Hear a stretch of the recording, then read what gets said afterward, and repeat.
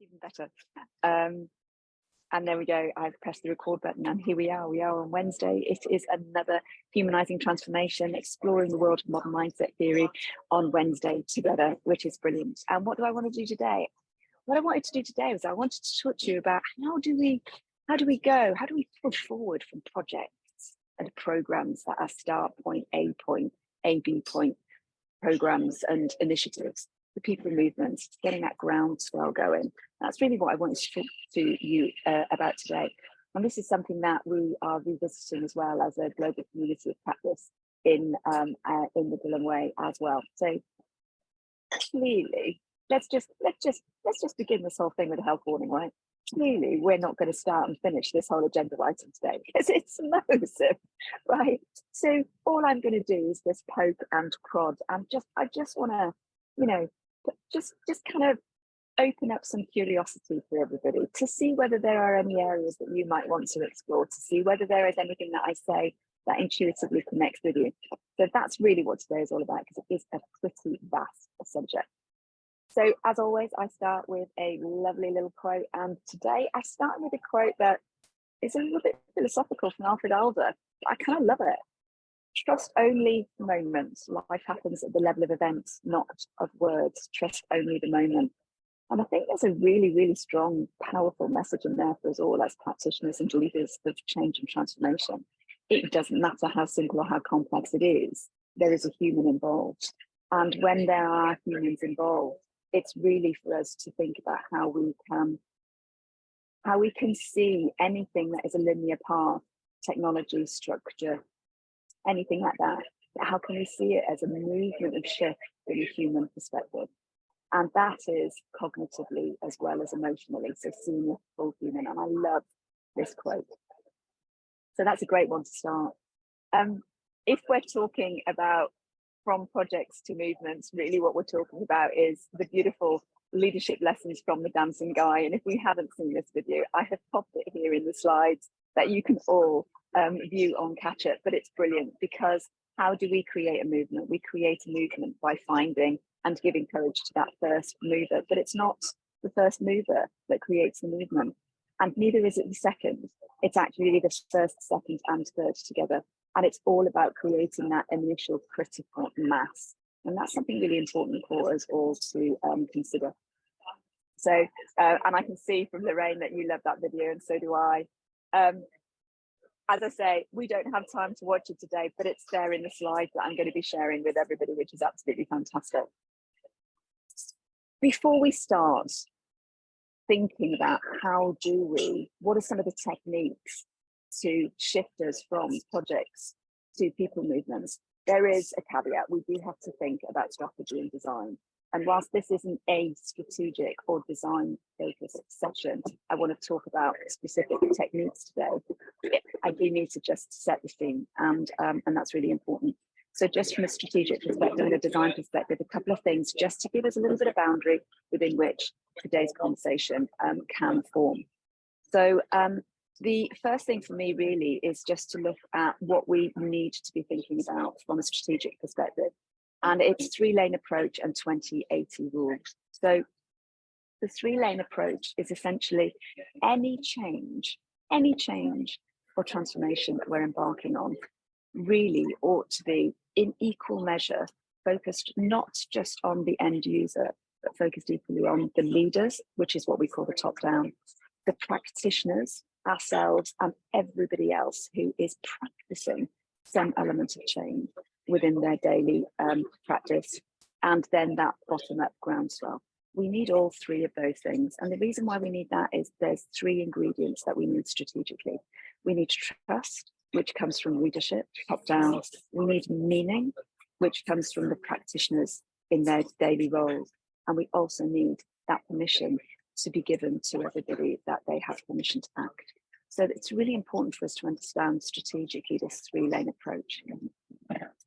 But there is also what we call the 20/80 rule, which is a complete flip of Pareto, right? We think about 80/20 rule, nada, just pop that to one side for a sec. We're in the world of human change and transformation. So what we want to do is we want to be thinking more about the 20/80 rule. And what do I mean by that? What I mean by focus on the 20%, but always include the 80. focus on the 20% and always include the 80. And what we mean by focusing on the 20% is how do we get, looking at that curve of diffusion of change, how do we find out who are the innovators, who are the early adopters within our system, and how do we connect with them, how do we give them permission, how do we enable them to be empowered. And if we can do that, we can gather that critical mass. But at the same time, we do need to be inclusive. And that is part of today, is that 80% is how do we keep everybody else included so that we're not making something feel as if it's elite. We don't want to create separatism in change and transformation. To create a people movement, we really want to see holism all the way through. So 20% are our movers, our innovators and our early adopters to get us to that crossing the chasm on the left-hand side. But we also want to ensure that we're inclusive, which is why I've got the little image on the right-hand side here. So things to think about as we go through the curve of change, clarity, empathy, motivation, etc., to ensure that we are being inclusive. It's what you see on the right-hand side of that screen that's really important for us today in terms of building that groundswell when we're thinking about techniques. And in terms of design, there's only two things really that I just want to touch on. They're not the two things, they're just two things that again help us put boundary into today's conversation. The first one is active leadership.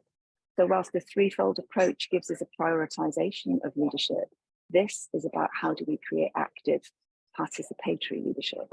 We don't want our leaders to agree. We don't want our leaders to approve. We don't want our leaders to sponsor. We don't want our leaders just to be there. We actually want them to. We want evidence of the leaders being role models. That's very, very, very different. And the other thing as well is this sense of small is beautiful. So in terms of that active leadership, why is that so important to us? We've all been there, right? We've all been there in our own experience or in change initiatives that we've led, that we know that culture shifts by looking up. It doesn't matter how grandiose, how amazingly inspirational a strategy is. When the people that are impacted and affected by change look up and do not see any evidence of that change, does that create trust? No, and sometimes actually it might even trigger us in the opposite direction, because we might think, well, if they're not doing it, then we're not doing it. And we get some of that, don't we? We get that some of that stuff in resistance to change when we're working in projects and programs. So it's really important for us to think about role model leadership and active participatory leadership and initiatives that we can bring into play to foster that. And equally, small is beautiful. And I talk about this a lot because small is beautiful is our approach to change, right? Micro shifts, the power of one. But I don't know whether you've ever come across the Trojan mice, and I absolutely love the Trojan mice. We can all think of the Trojan horse, you know, in history, this big, huge horse that brings everybody inside it. This is not about bringing everybody inside one big horse. This is about everybody being a Trojan mouse, so that we can go out and eat the tunes and create ripple effects. What I love about this concept of Trojan mice is on the left-hand side of this image, you can see that there are 5 profiles, 5 kind of types of human beings that are defined as different Trojan mice, which I think is lovely. The first one is the obvious one, where it's, you know, the person that kind of just tries things that just look like they might work. I mean, it's obvious, isn't it? Just have a go. That's the kind of, you know, do you know people like that? Are you like that? The next one is oblique, and hand up, I am definitely an oblique Trojan mouse. I'm always trying to try things from left field. I'm always coming in out there. I'm always bringing in what the aliens are talking about just to see whether it will work. So again, do you notice that? Do you know these people in your organization? The next one is the conflict Trojan mouse. And this is the person that, one of my colleagues is like this. This isn't conflict in terms of negativity. This is actually conflict in terms of enabling. So it's bringing the opposite, you know, it's bringing the what if, it's looking at the opposite sides so that it's really broadening our horizon. It's making sure that we never go tunnel vision. The penultimate Trojan mouse is the naive mouse. And this is the person that is able to ask the daft questions, be the dummy in the room, just be okay with that, and just, you know, really build vulnerability, build trust, and build that conversational truth, bring that truth into conversation. And the final one is failure. I get a little bit like obvious, but slightly nuanced, because this is the person that is about learning. And the more we learn, the less likelihood there is failure, right? Because when there is learning, you know, according to the shamans and according to a lot of mysticism, when there is learning, there is no failure. And that's quite lovely. I think that's a powerful phrase. On the right-hand side of this Trojan mouse image, what you see is the conditions and the principles of work that we want to be fostering in order to create the Trojan mouse. So that's all I want to talk about in terms of small is beautiful today. But I kind of like it. I don't know how everybody else feels about this, but I just think it's really kind of cool. Yeah, cool and kooky. So anyway, there we go. What do I want to do? I just want to make sure that we've got just a wee bit of a boundary before we head into what are some of the techniques that we can think about and consider to enable and foster that groundswell. And the way that I want to set this up is, how do we go from person to people? Because in our work, in the Dilyn Way, and all of us as practitioners, we always believe that change starts with us. And then from us, it goes to the next person and the next person, just like the dancing man video at the start.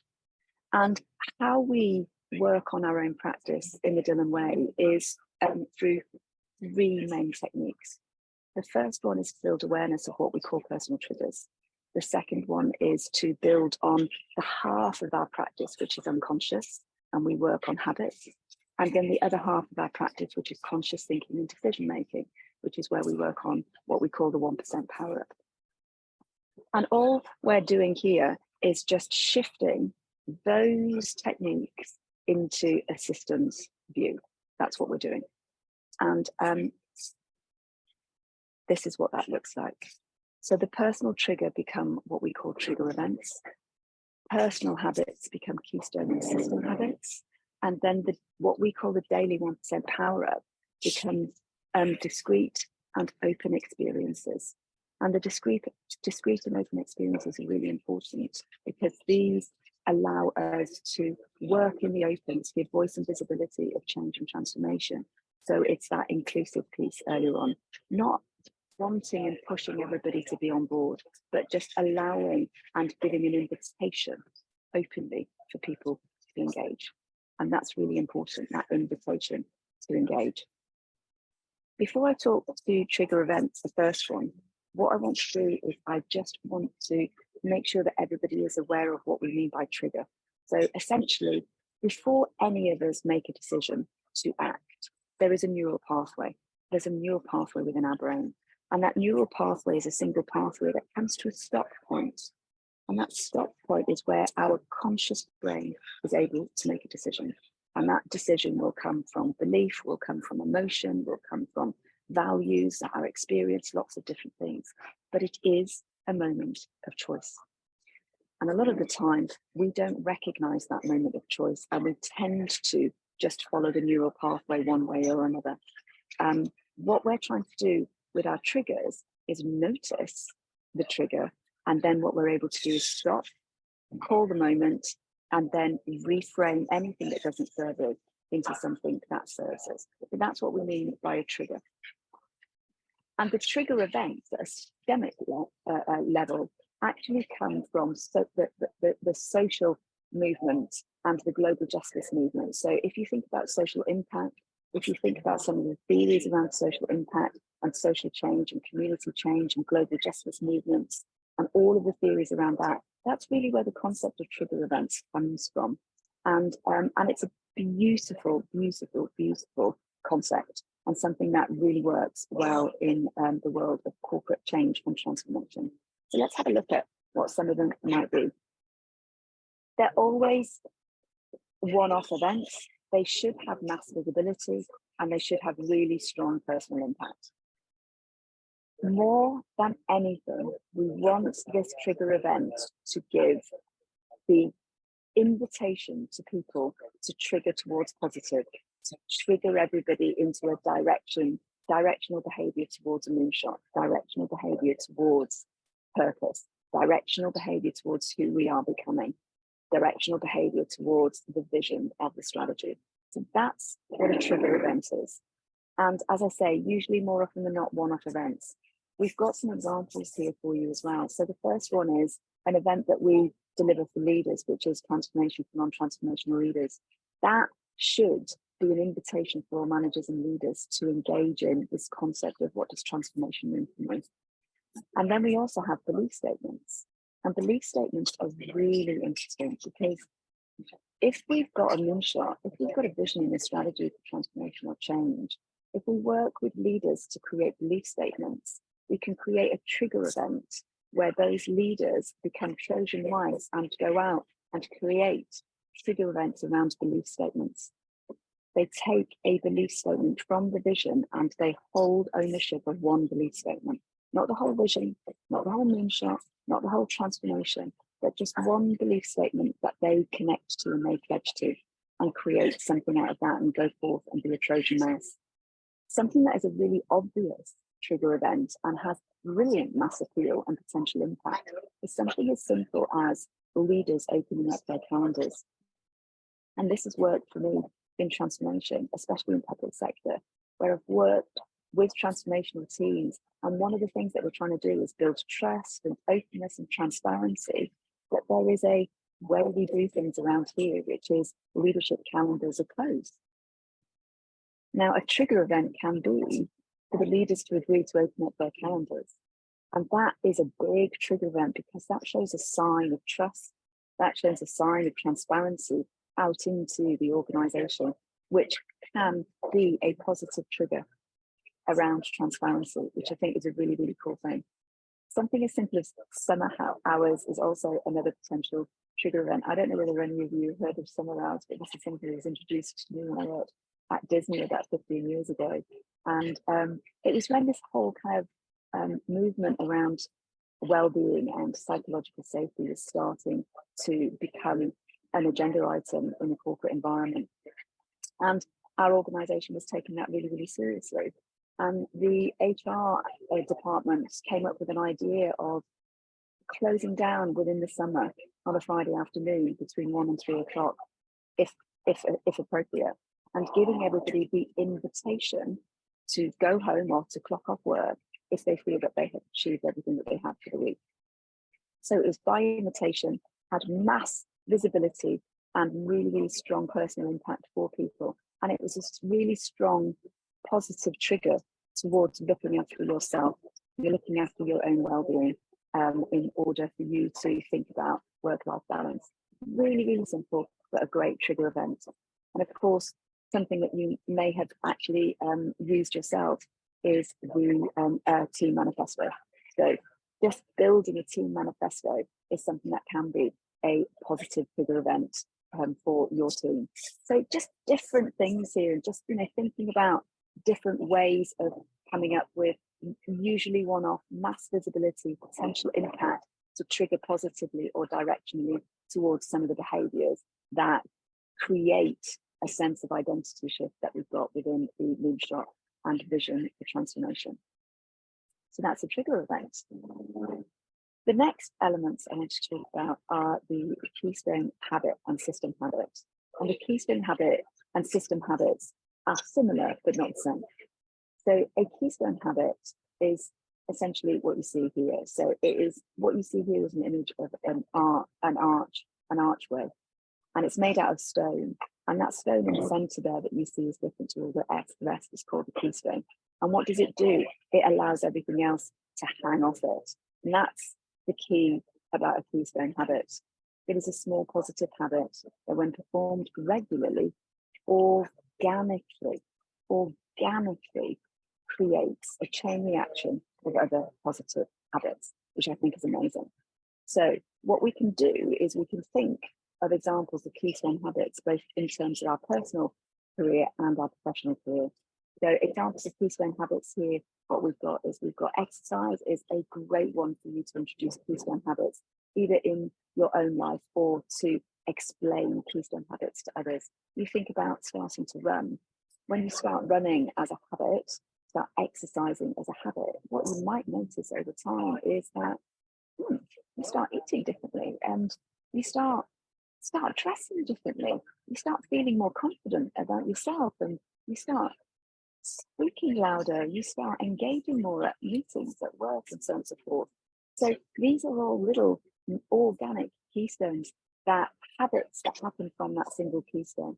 And even something as simple as prioritization that you see in number 8 here can be a keystone habit from a team and a system perspective. Getting everybody to understand, getting everybody to habitually prioritize their work and their practices can actually have a keystone effect. So the key point about a keystone is you focus on designing the single keystone event, and then allow natural chain reactions to happen organically around it.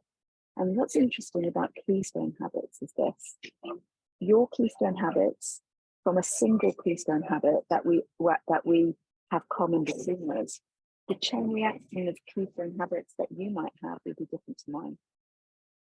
So just thinking about exercise, we might both go to the gym, we might both create the habit of going to the gym, but the keystone habits that organically are created as a chain reaction for you may be very different to the ones that are created for me organically.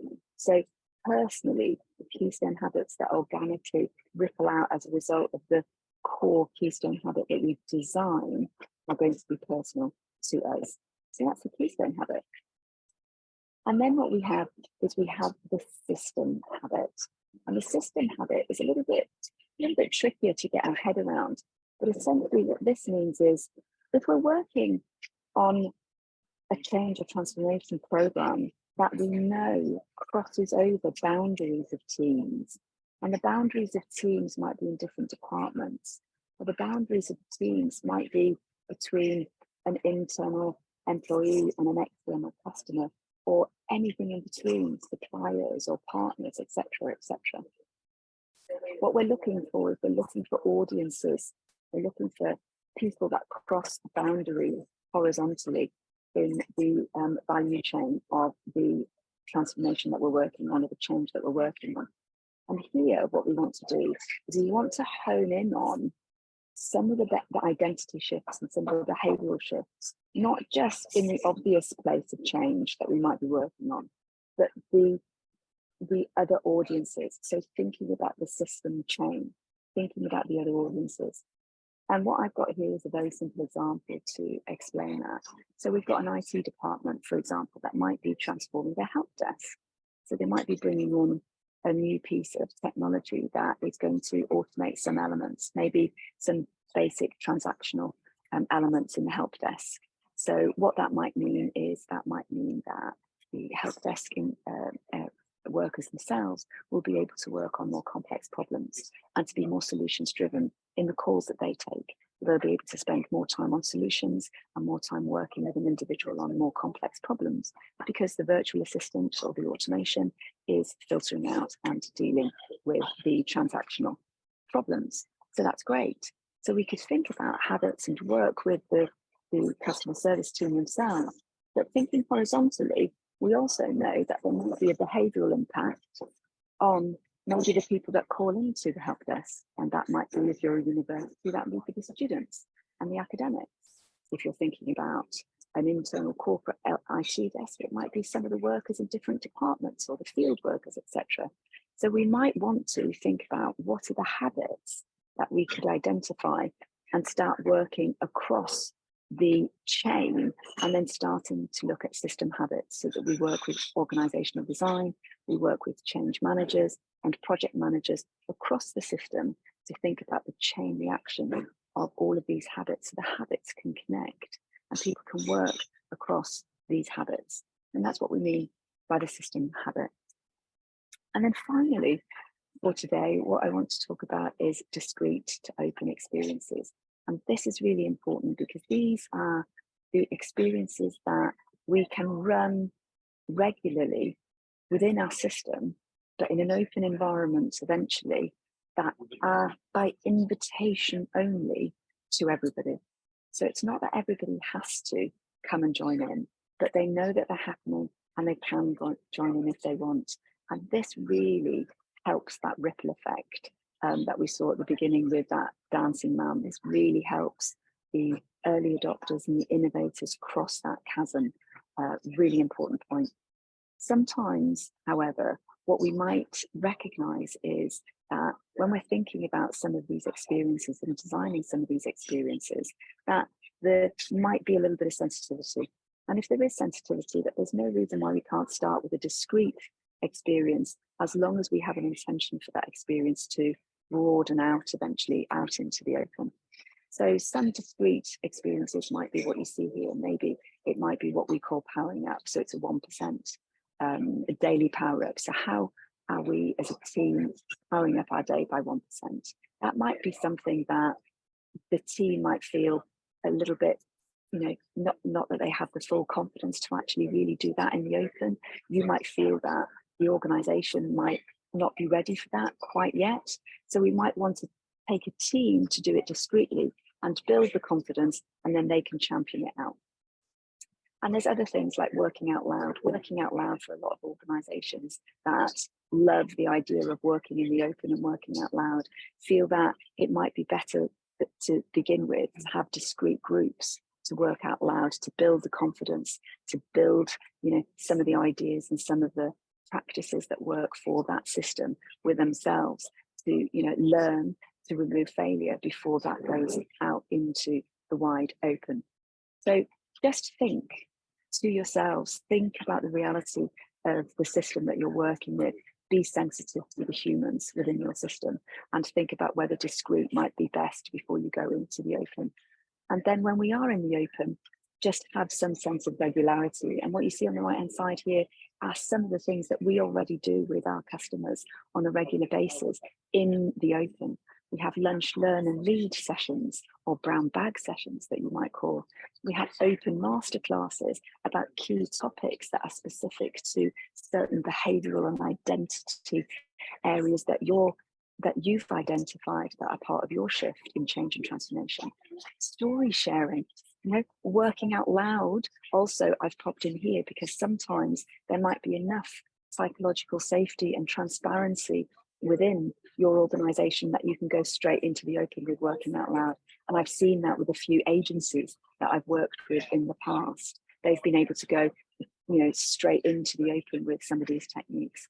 So again, just thinking about some of the experiences that you might want to put in to the system that directly relate to the identity shift of who the humans are becoming as a result of change and transformation, and behavioural shift of who they are becoming as a result of change and transformation. And just designing some things that give them experience, that give them immersion, that give them knowledge, that give them learning around those things. And what I've got here is just some topics for you that we use in our discrete and open experiences. And these are topics that directly relate to our work when we're working with customers in humanising transformation, or indeed when we're working within a wide team, bringing modern mindset in. So really, really important for us to connect the topics as well as the actual experiences themselves. So there you go. Those are 3 tiny little techniques that we might want to consider to bring into our systems to support that ripple effect, to support our early adopters and our innovators to cross the chasm, to support inclusivity. So, really thinking about the trigger events, which is a one-off event that has mass appeal, thinking about keystone habits, thinking about systems habits, and also thinking about discrete and open experiences that have regularity, but that are by invitation to the open system. As always, I would like to make sure that everybody is aware on these public webinars that I always try and keep my Thursday afternoons, if not every Thursday, but definitely a Thursday in the month, free to do pro bono mentoring. So anybody who is on this call and listening on playback thinking, gosh, I'd like to know a little bit more about what I've just heard. I want to talk about me. I want to talk about my journey or my particular change project or program. then please do get in touch with me, and I'm more than happy to look at some now and future mapping through these techniques of the Dilyn Way with you, completely pro bono. It's all about giving back, and that's something that I believe heavily in, that we should all be doing as part of our practice. I've popped a crazy little closing quote here, which is really amazing, and this is from Twitter, the tear gap, the power of fragility in the network process. There's something really cool in here. So I know we don't have time to go through this quote, but do read this quote. What I will do is I will point you to the end. Attention is oxygen for movement. Without it, we cannot fire. It is so important for us to help people to focus. It's so important for us to foster conditions and environments for people to have greater levels of attention and focus, especially in the time poverty pandemic that we are all trying to grapple with in change and transformation projects all over the world right now. And also just an addition, when we're working on change and transformation, when we're trying to develop a groundswell of a people movement from a project or program of change, it is always mindful of us to ditch the label and to try and think about symbols instead. And I just want to add that in today just before closing, because I think it's really important. You know, it'd be very easy for you to say you're working on a project to deploy Office 365, but your users don't care about the name or the label of that technology. They care about what that technology is going to enable them to do differently. If they care about how that technology is going to make their life better. So thinking about some of the symbols around that, about, you know, permission and transparency and enablement and agility and flexibility, and thinking about some of those symbols and metaphors is a much better way of communicating narrative around change and transformation. So just pop that one in there just as a little bit of a bonus. Banana skins, I have to go there. Every single time I have to go there. It is so incredibly important for us not to underestimate the power of the few. It is very easy for us to think, gosh, you know, we can't start small, we haven't got the time, we need to deliver on time and on budget. There is such a massive kind of big, hairy, audacious goal that we have to meet. We must go as big as we possibly can, as quickly as we possibly can. No, please don't underestimate the power of the few when we're thinking about humanizing transformation, because that's what creates social change. That's what creates human systems, movements of people.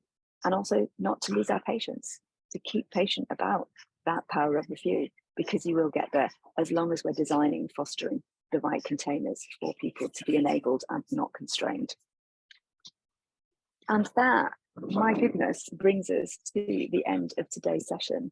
I know I've probably gone a couple of minutes over, but I will just hang around for a minute or two to see whether anybody's got any observations or whether anybody would like to ask a question. But for everyone else, what I would like to do, and everybody listening for today's webinar, I'd like to say thank you for listening. Come again, and please, please, please, whatever project of change or transformation you're working on, I would love you to start thinking about it in the sense of people movements as opposed to projects of change and transformation. And on that note, I will bid you adieu and stop the recording.